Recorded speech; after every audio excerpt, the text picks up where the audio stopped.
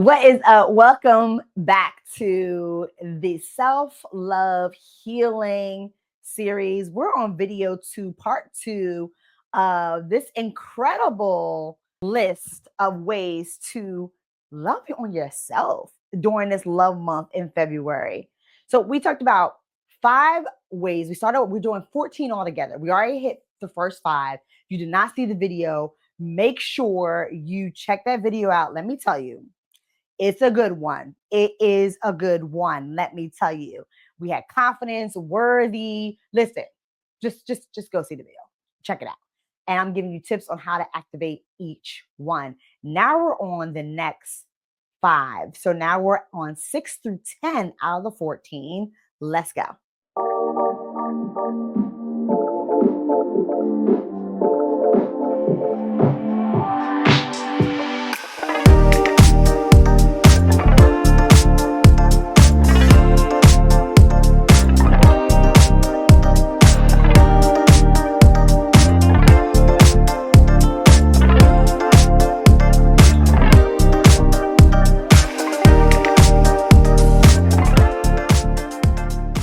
Let's just jump right on in because y'all already know what time it is. We're here to practice self-love and this journey of healing and growth. So the first one is compassion. When's the last time you were nice to yourself? Mm-hmm. Mm-hmm. Yeah, we talk about self-compassion here. Stop being so hard on yourself. I'm going to give you 3 different strategies on how to just show yourself some love, how to be gentle, how to be kind, how to show yourself some grace. Strategy number 1, speak to yourself with kindness, no more negative self-talk. One of the things I always tell individuals when we're talking about self-love and just that critical self-talk is if someone, a stranger or a friend or an acquaintance, family member, ever use the words, the tone, the sentences that you say to yourself, they said it to you out loud to your face, how would you respond? Would you be okay with it? And most people are like, no, I wish somebody would talk to me that way, right? And so then I challenge them to think about, well, why are you talking to yourself that way? Why are you allowing yourself to be that nasty and that mean to yourself? Why are you allowing yourself to be a bully? And so let's stop that and change that critical self-talk. Replace that critical self-talk with kind words to yourself. Words that encourage you, not put yourself down, but lift yourself up. One challenge I gave to a client of mine, I said, for every negative comment that you say to yourself, replace it with 2 positive comments. So that's what you can do. For every 1 critical self-talk you say, replace it with 2 positive self-talk and self-encouraging words. Strategy number 2. You may be experiencing a lot of critical self-talk because you are still holding yourself accountable for things that you've done in the past. And who knows how long that list is.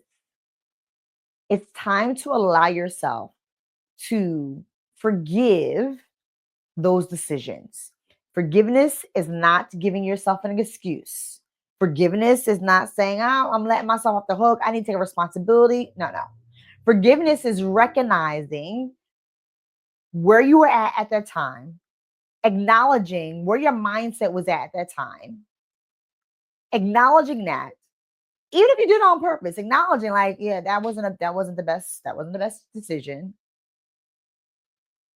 And even though those weren't the best choices, I still am capable of making good decisions now. That's what forgiveness does. Forgiveness allows you to recognize what you've done and said, yeah, that wasn't the best decision. And not even a but, and I've grown from that, and I've learned from that, and I'm a different person right now than what I was in the past. And those are examples of how I know that I am going to do better and make better choices. So it's time to forgive. Let go. Third and final strategy, write down 3 things you love about yourself. And 3 is small. I mean, you could really do more than 3. I would say 5 minimum. Write down 5 things you love about yourself. And who cares if it takes you a long time? Don't shame yourself. But think about, what are 5 things you love about yourself? And it doesn't have to be accolades. It doesn't have to be things that you do. It could be things about your body. It could be characteristic traits about yourself, things that you do well, what makes you unique. It doesn't have to just be about accomplishments.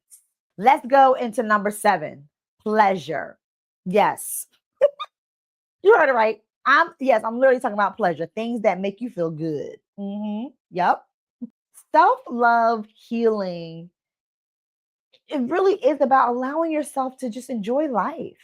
When you get to a place where you really engage and embrace self-love, you are giving yourself the permission just to enjoy life. And that's what pleasure is all about. It's allowing yourself just to enjoy life. So there are 3 strategies on how to enjoy life and be carefree. Do something purely for pleasure. Not because you have to, not because it's on the to-do list, not because it's what you should be doing, not because it sounds good, right? No, do it because you just generally just want to do it. That's a bubble bath. I want to have a bubble bath. Even if it's 12 p.m. in the afternoon, I'm gonna have a bubble bath because I just feel like being in the water with some bubbles and candles. That's why I'm doing it. Like, just do something purely just because it's for you and you want to. Strategy number 2, stop waiting on special occasions to celebrate yourself. Celebrate you now. You don't have to wait until your birthday. You don't have to wait until your work anniversary. You don't have to worry about until your wedding anniversary or dating anniversary. You don't have to wait. You don't have to wait. Do it now. Celebrate you now. If you want to take yourself out to dinner just because you just love yourself and you're proud, go ahead, take yourself out to dinner. If you want to buy yourself some flowers just because you like flowers, buy yourself some flowers and have them delivered to you. If you like edibles, I didn't mean edibles like in the weed edibles, but those are 2. Edible arrangements. Whatever, listen, if you like the edibles, listen, buy yourself some edibles. Do you? Whatever makes you feel good. But I'm talking about edible arrangements. If you like the edible arrangements, right?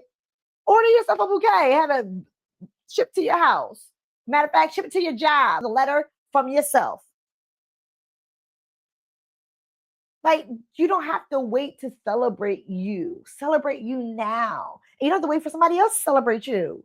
You can celebrate you. You don't have to wait. Well, I'm waiting for my partner to send me the flowers. No, send yourself the flowers.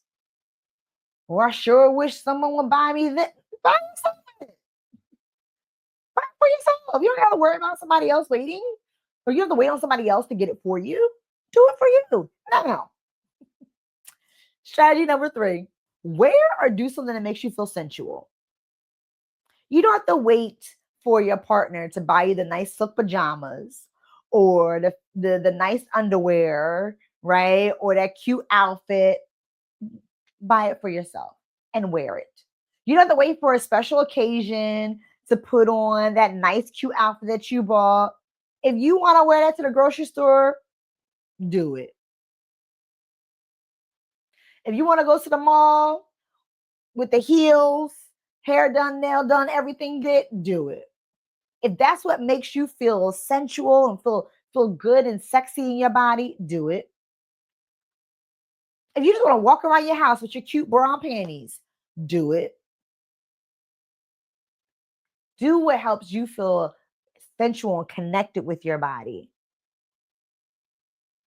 And that's the example of wearing. Doing something sensual. Have you ever done pole dancing?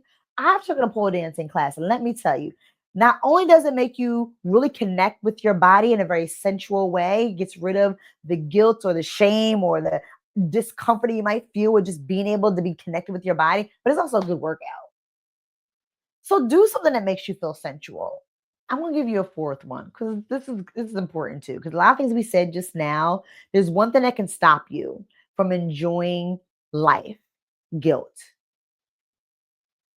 Do not allow guilt to prevent yourself from prioritizing yourself. Because immediately you can say to yourself, well, I'll do it when I finish with this person first. When I'm done serving other people, then that's when I'll focus on me. Or I feel guilty putting myself first or doing this for or buying myself this when I should be making sure that my kids have all these things. Mind you, your kids are fine and well and they have everything. But yet you still feel like I shouldn't be spending money on me. I gotta first spend money on my kids, and then that gives me permission I can spend money on me. Get rid of the guilt. Number 8, trust. Trust yourself like you trust others or more. There's probably people in your life that if they said one thing to you, you immediately know that it's bond. You don't question it. You don't overanalyze it. You already know that this, what they say is what they mean. And that's all you need. And you need to feel that way about you too. You need to feel confident in yourself that when you say you're going to do something, you're going to do it. And even if you might forget, or even if you mess up, you still trust that you will fix it. You still trust that you will figure it out and do better next time. You will still trust that you will go back to it. Start trusting yourself.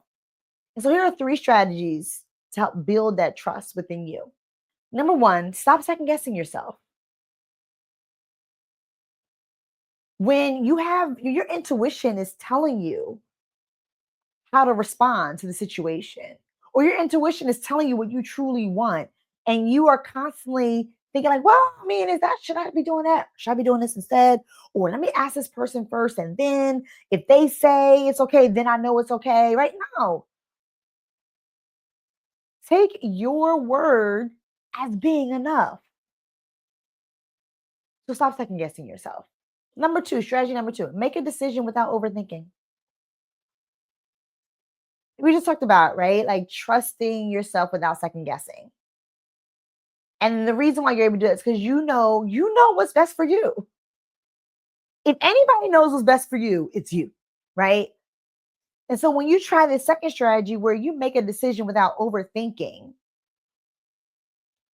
you're able to say, no, I know this is what I'm going to do. This is what I decided, and I'm going to do it. I'm going to follow through. I'm doing it. I'm not going to be overthinking about how to do it, when I should do it, if I should do it. Nope.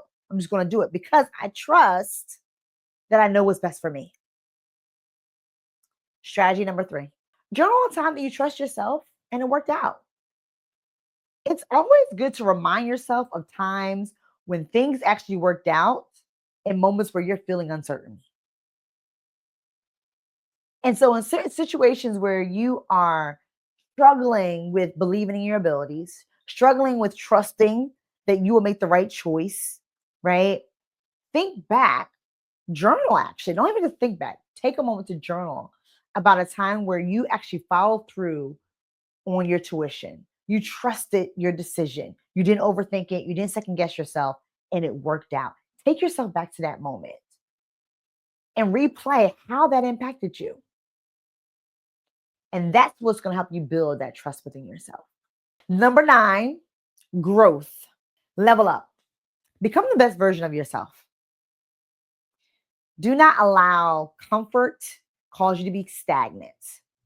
Growth is a form of self-love healing. Here are 3 strategies on how to help yourself start leveling up. Strategy number 1, do one thing that challenges you today. Like today, do that today. This is why. Because when you do things that are challenging, you are forcing yourself to step out of your comfort zone.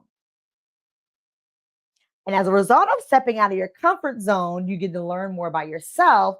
And then you begin to trust in your abilities. You see how these are all connecting? You also begin to understand your worth and your value. That goes back to video number 1. So do something challenging today. Strategy number 2, let go of the fear of failing. Listen, growth is messy. Holding on to the fear of failing is causing you to want to perfect everything because you are telling yourself that you're not allowed to fail. You have to do everything right the first time. You have to succeed every single time. In order to succeed every single time, you have to be perfect. But who said that failing does not mean, excuse me, let me reframe that. Who says failing means you cannot succeed? You may not succeed at the moment at that time, but that doesn't mean you're never going to succeed. And that's where the misconception about failing happens, because there's this idea, well, if I fail, then I'm never going to succeed. When? Why? Who said you might not? Who said you won't succeed after the 10th time, after the fourth time, after the second time, right? So allow it to be messy. It's okay. If it's messy, it's okay if you mess up. It's okay if it didn't work out the first time. You can still succeed. And growth happens as a result of you keep going because you learn more about yourself. When you persevere, you learn more about who you are. You learn more about your skill sets. You learn more about your strengths. And therefore, you become confident in who you are. Therefore, you begin to trust in your abilities. And then you begin to grow. And these are all things we're talking about throughout this self love healing journey. Third and final, surround yourself around people who inspire you. It's going to be hard to grow if you're around people who are stagnant and they're trying to make you stagnant. Or they might not even be trying to make you stagnant, but because they're not moving, you're not moving. What's the saying? You are the people that you surround yourself around. I'm saying that wrong, but you know what I mean. You become the people that you surround yourself around. Listen, you know what I'm talking about. You know what saying I'm saying. Pretty much whoever you hang out with, there it is.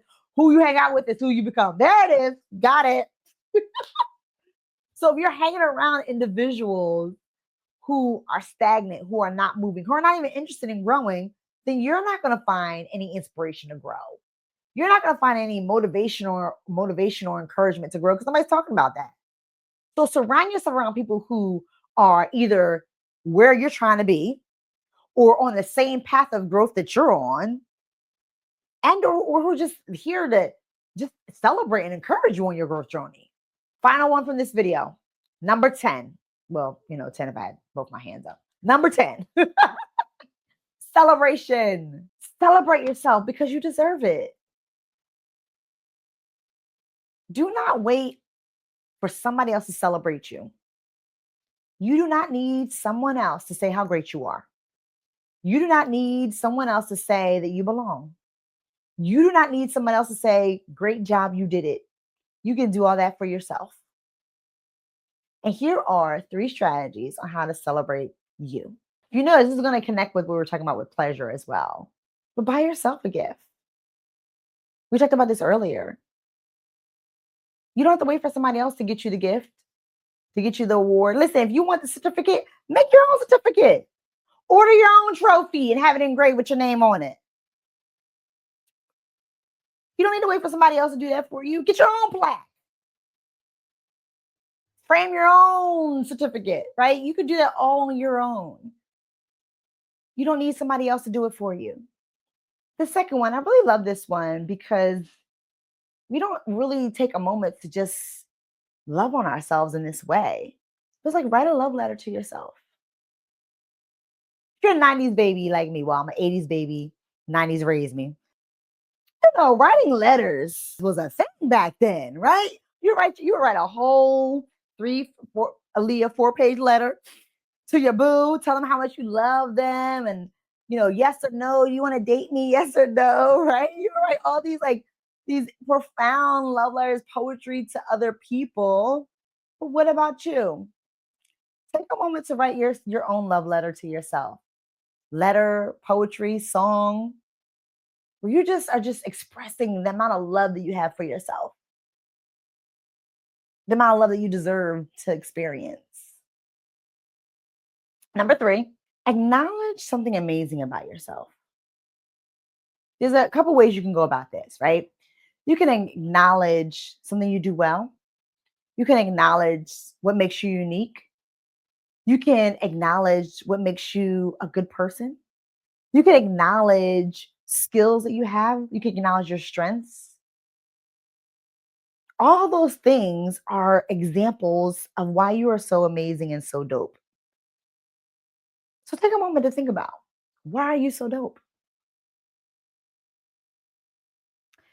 That is 6 through 10 out of the 14 ways to practice some self-love healing.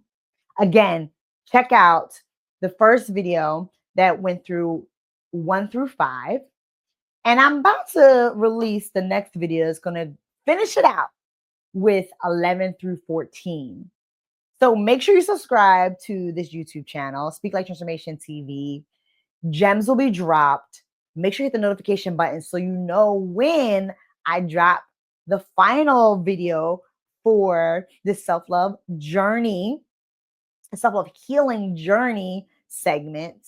And share this with anyone that you know would love to hear these tips to start practicing that self-love healing. Comment below, which one are you going to try? Which strategy, which topic? We talked about self-compassion, we talked about pleasure, we talked about no, we didn't talk about joy. That was the last one. We talked about what did we talk about? Oh my goodness. All right, let me look at my list. Let me look at my list. My mind is going blank. We talked about self-compassion. We talked about compassion. We talked about pleasure. We talked about trust. That's what it was, trust. We talked about growth. And last but not least, we talked about celebration. Out of all of those, which one or ones, maybe more than one, are you going to try? What strategy stood out for you? What category stood out to you? Share it in the comments. I would love to hear from you. And make sure you stay tuned for the next video as we wrap it up. And as always, make sure you will be safe, speak life, and I will see you on the final video.